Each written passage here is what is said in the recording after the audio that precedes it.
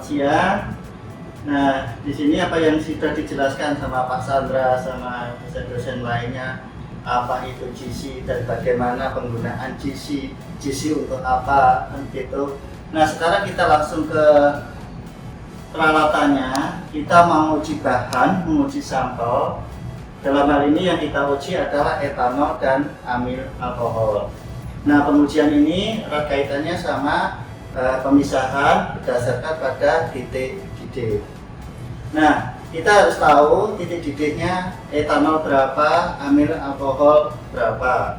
Nah, seperti kita ketahui, titik didik daripada etanol adalah 78. Nah, pemisahan ini nanti berdasarkan titik didik. Selanjutnya, tidak menutup kemungkinan fase diam yang Anda pakai apa. Nah, kita lihat dulu. Sampel yang mau dipakai adalah alkohol atau etanol, itu sifatnya polar, sedangkan amil alkohol adalah sedikit semi polar, gitu ya. Sehingga apa yang harus kita lakukan di sini adalah menentukan fase diamnya dulu atau kolom yang kita pakai. Ini kecenderungannya adalah kolom yang kita pakai adalah kolom-kolom yang polar, karena etanol, amil alkohol sama-sama polar, sehingga tingkat kepolaran daripada amil alkohol itu lebih rendah sedikit daripada etanol. Bisa dilihat pada tabel indeks polaritas atau indeks polarity dari masing-masing bahan itu sendiri. Oke, nah saya kenalkan dulu. Setelah itu kita kenalkan titik didik, sifat-sifat bahan yang mau kita uji. Nah, apa yang harus kita siapkan di alat? Sebelumnya adalah fase gerak yang kita pakai apa di sini? Adalah kita menggunakan helium. Ya. Nah, sedangkan fase diamnya di sini kita menggunakan polar, ya. Nah, sedangkan injektor nanti yang kita pakai adalah injektor biasa, kita menggunakan auto sampler di sini. Ya. Oke, nah detektornya kita menggunakan FID, di mana FID itu adalah flame ionisasi detektor. Oke, nah bagaimana terjadinya flame adalah reaksi antara H2 dan udara, di mana udara kandungannya O2 sama N2. Jadi reaksinya adalah H2O ditambah O2 menjadi H2O, timbul adanya flame atau nyala, sehingga nyala nanti akan terjadi ionisasi. Makanya di sini pakai FID, namanya flame ionisasi detektor. Nah, flame itu dihasilkan dari pembakaran H2 dan O2. Oke. Nah, di sini saya kenalkan ini injektor. Ada fase diamnya di sini dan ada detektornya, kita gunakan FID di sini. Nah, bagaimana kita mengoperasikannya? Alat ini sudah terhubung sama PC atau sudah computerized, sehingga memungkinkan Anda untuk melakukan atau mengoperasikan dari PC. Dan tidak itu saja, kita bisa memonitor dari jarak yang sangat jauh, tidak di ruangan ini, kalau dia sudah terhubung sama online. Nah, ini memungkinkan sekali untuk dihubungkan ke online. Jadi seandainya Anda sebagai supervisor bisa melihat langsung apa yang dikerjakan anak buah Anda atau siapapun yang mengerjakan ini, Anda dapat monitor langsung dari jarak yang jauh. Hanya di sini tidak mengenal adanya ruang, sehingga apa? Anda bisa memonitor apa yang dikerjakan dan bagaimana hasilnya, apakah nanti terjadi pemisahan atau tidak, Anda bisa monitor secara langsung. Oke, nah kita mulai aja bagaimana menghubungkan alat ini dengan PC. Nah, di sini kita menggunakan software namanya Chromeleon, sehingga apa? Sehingga semuanya nanti harus terkoneksi antara alat ini sama PC. Oke, nah saya dibantu oleh Mbak Alia untuk mengoperasikan alat GC FID, di mana kita mengujikan etanol dan amil alkohol. Oke, kita langsung aja ke PC yang akan dikerjakan oleh Mbak Alia. Oke. Nah, di sini di PC ini, oke, ya, PC ini belum terhubung ke alat, maka ini harus kita hubungkan, harus dikoneksikan atau dihubungkan. Nah, ini masih ada warna merah. Kalau terkoneksi dia akan menjadi warna hijau. Nah, bagaimana ini untuk pengesetan? Maka injektor harus kita setting, baik di sini adalah fase geraknya berapa, kecepatannya, dan suhu yang kita pakai berapa. Karena jangan sampai injektor nanti suhunya tidak boleh terlalu rendah dan tidak boleh terlalu tinggi. Dilihat dari apa? Dilihat dari bahan atau etanol dan amil alkohol tadi titik didihnya berapa. Sehingga pengesetan pada injektor itu tidak boleh terlalu rendah. Karena apa? Kalau dilihat dari namanya GC, dianalisisnya berdasarkan gas, maka sampel begitu masuk fasenya sudah berubah menjadi sampel menjadi gas. Itu kuncinya. Maka ini kita hubungkan. Kalau sudah terhubung, maka kita setting yang injektor di sini, di from inlet di sini. Nah, di sini akan jelas. Kalau kita lihat titik didih daripada etanol dan amil alkohol sudah kita ketahui, maka langkah selanjutnya adalah setting atau set injektor di sini itu pada suhu katakanlah 150. Karena suhu itu etanol, baik etanol maupun amil alkohol itu sudah berubah menjadi fase gas. Oke. Nah, di sini kecepatannya adalah 1 mili per menit karena kita menggunakan bawah kapiler. Oke. Nah, setelah itu kita setting oven atau yang memisahkan di sini. Nah, oven di sini yang kita setting berapa? Nah, kita lihat dulu. Coba di sini Anda bisa pakai isothermal dan pakai isothermal dan terprogram atau programmable temperatur. Nah, kita coba yang paling mudah dulu, kita pakai isothermal. Coba set di sini suhunya pada suhu katakanlah 125 derajat. Oke.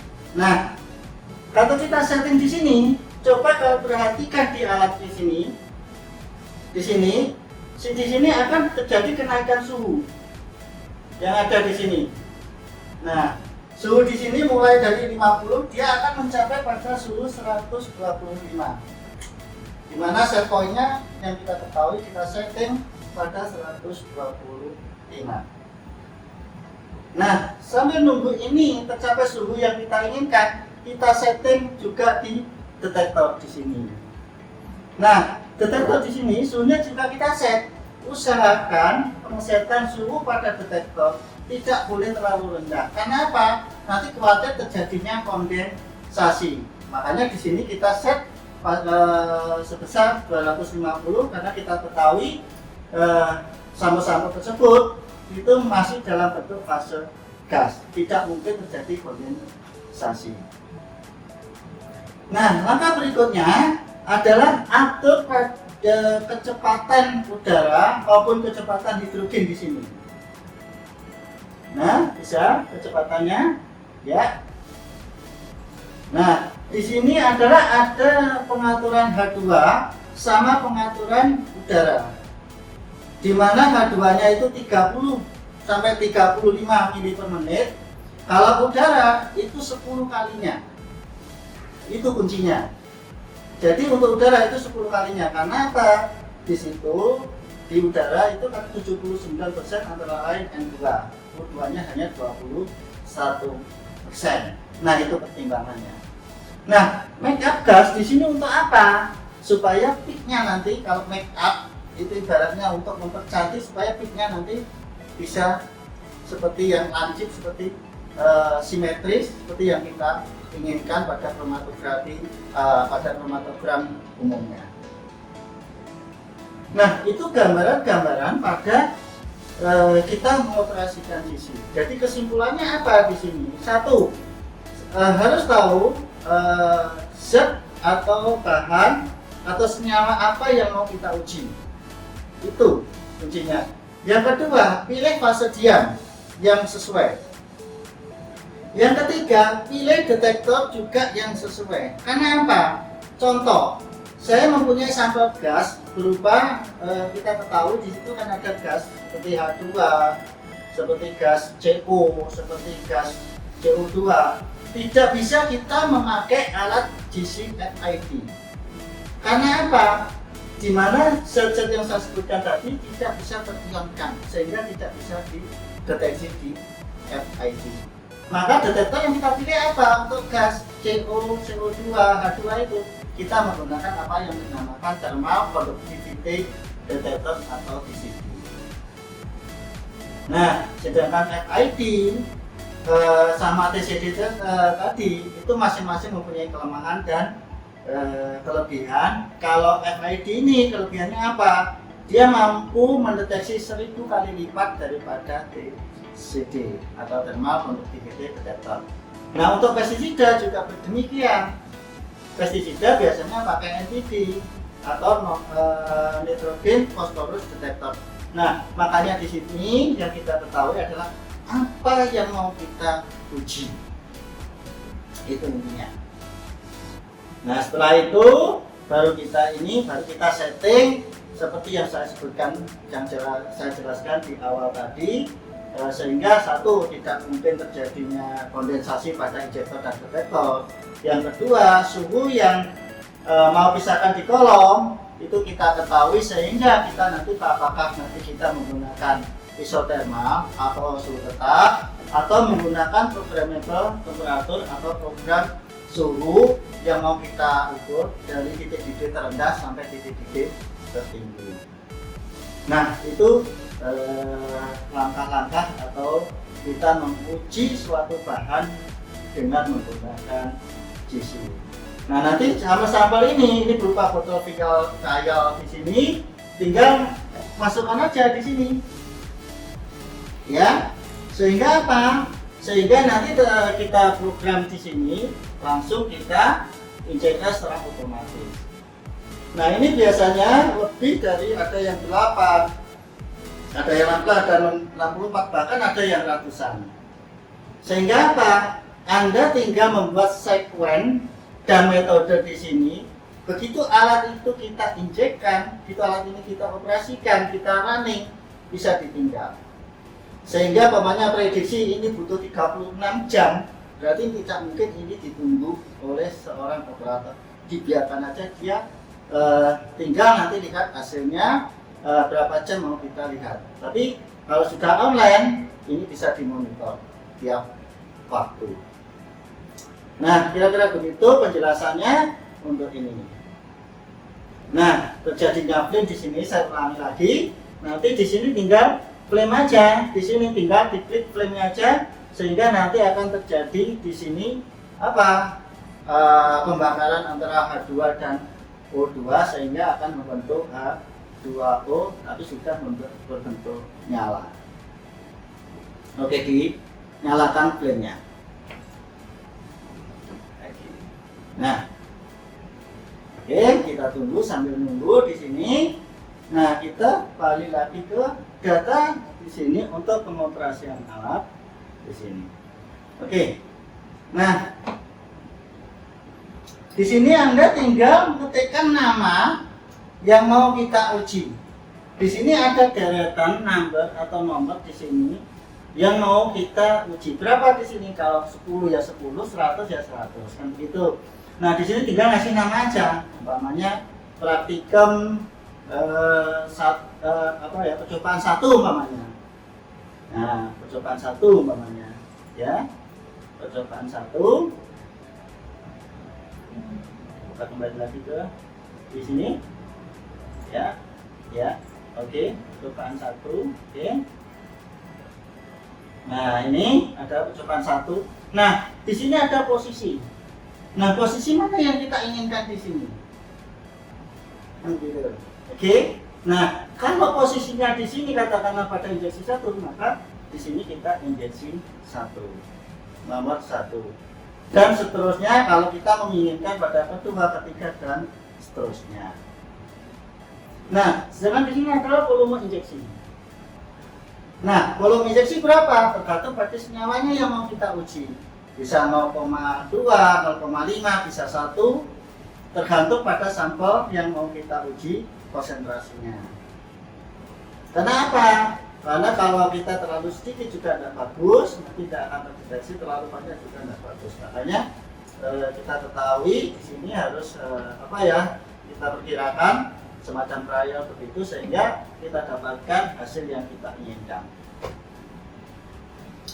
Oke, nah di sini tinggal kita running aja di sini, tinggal di sini save umpamanya, ya, di save. Klik save, kemudian tinggal resume di sini. Sehingga nanti coba di save dulu, ya, tinggal ini di running. Ya, coba di start. Nah, maka di sini nanti akan setting suhu yang kita inginkan di sini akan turun. Nah, percobaan pertama kita lakukan adalah titik didihnya 95 derajat Celcius. Sedangkan di sini tadi kita setting 125 derajat Celcius sehingga dia akan turun dulu pada titik di suhu yang tadi kita set dan kita atur. Kalau sudah terjadi suhu 95, maka injektor ini akan secara otomatis akan menginjeksikan sampel yang kita tuju. Nah, nanti datanya tinggal interpretasi diisi. Apakah etanol dan amil alkohol pada suhu 95 derajat Celcius di sini dia bisa terpisah atau tidak. Kalau dia pemisahnya bagus pada 95 ini, maka ini bisa kita pakai. Coba kita nanti turunkan lagi pada 75, bagaimana? Atau pada suhu 100, katakanlah 50 atau yang lainnya, itu bagaimana pemisahnya. Nah, seperti kita ketahui, secara kualitatif maupun kuantitatif faktor pemisahan itu bisa kita hitung. Kalau nilainya itu di atas 99,7% atau hampir 100% itu bisa dikatakan bisa. Tapi kalau angkanya lebih rendah daripada itu, mungkin harus kita pisahkan lagi. Oke, di sini kita tinggal nunggu hasil yang ada di sini. Sambil kita nunggu, waktunya sekitar 10 menit. Ya, mungkin bisa dilihat di sini. Oke, kita tunggu aja nanti pada ini suhu 95 derajat Celcius. Kita tunggu untuk proses analisis ini. Maka injektor di sini akan bekerja secara otomatis. Ya, lalu kita tunggu.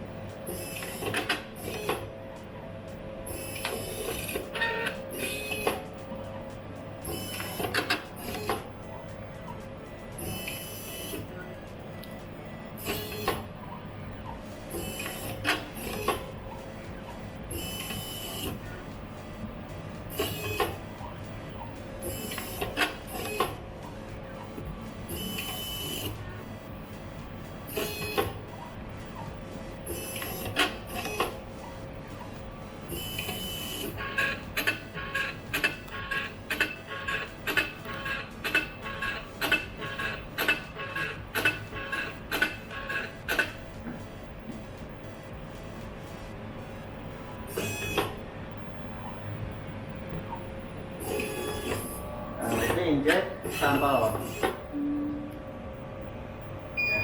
ya, injek sampel, kemudian siring akan dibersihkan kembali sebelum kita auto sampel menginjek sampel berikutnya.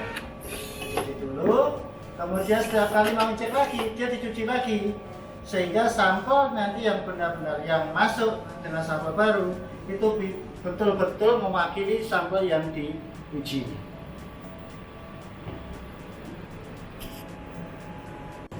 Oke, setelah kita selesai pengujian di sini, kita uji dulu, kita lihat dulu pada sampel-sampel yang hasil daripada pengujian tadi, baik etanol maupun amil alkohol. Nah, di sini kita menggunakan isotermal atau suhu tetap. Percobaan pertama kita lakukan adalah menggunakan suhu 75 derajat pada titik didihnya etanol. Nah, apa yang terjadi di sini adalah seperti kita lihat di sini.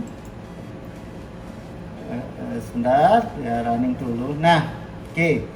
Nah, ini adalah hasil daripada kita menggunakan suhu 75 derajat Celcius, di mana nanti menghitungnya berdasarkan retention time atau waktu tinggal di sampel tersebut di kolom.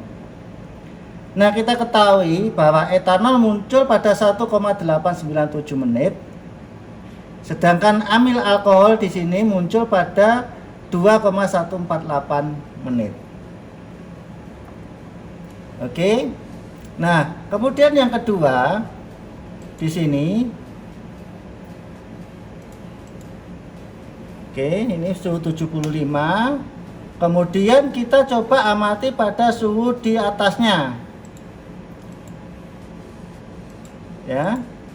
Nah, kita ketahui suhu 75 derajat di sini, ini saya besarkan, muncul ya sekitar itu. Tadi waktunya untuk amil alkohol 2,963, sedangkan etanol muncul pada 2,1. Oke. Nah, sementara pada suhu katakanlah di lebih tinggi, maka dia akan merapat. Cenderung dia mengurangi waktu tempuh atau waktu tinggal dia di kolom, dia lebih singkat. Karena apa? Suhu yang kita setting, suhu kita yang atur di atasnya, kita menggunakan suhu 100 derajat Celcius. Oke. Nah, Anda bandingkan nanti antara suhu 75, suhu 100 dan seterusnya, maka akan terjadi di sini adalah waktu yang waktu tinggalnya senyawa tersebut di kolom semakin tinggi, dia semakin cepat. Tapi pada dasarnya di sini adalah pemisahnya bagaimana di sini? Apakah terpisah atau tidak? Itu yang jadi pertanyaan. Nah, kalau dia tidak terpisah, maka suhu ini sebaiknya diatur lebih dulu, sehingga sampel-sampel yang atau senyawa-senyawa yang mau kita analisis betul-betul terpisahkan. Oke. Nah, di sini adalah waktu kita menggunakan isotermal atau menggunakan suhu tetap pada hasil-hasil kromatogram pemisahan untuk amil alkohol dan etanol. Oke. Nah, di sini kita lakukan analisis, bisa kita identifikasi secara langsung, di mana etanol dia muncul lebih cepat karena titik didihnya lebih rendah, sedangkan amil alkohol titik didihnya lebih tinggi, maka dia akan muncul pada belakang atau setelah etanol. Nah, kira-kira begitu.